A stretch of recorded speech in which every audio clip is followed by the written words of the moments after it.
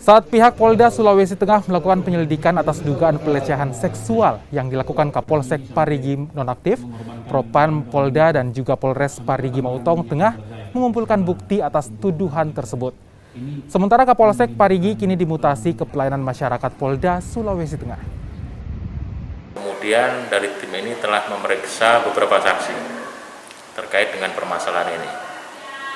Nah, kemudian pemeriksaan terhadap terduga korban rencananya hari ini akan melakukan pemeriksaan.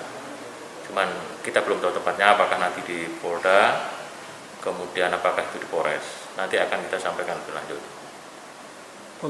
Dan yang terduga tersangka mulai saat itu langsung diberhentikan dari tugas sebagai seorang Kapolsek dan sekarang dipindahkan ke Yatma Polda Sulawesi Tengah.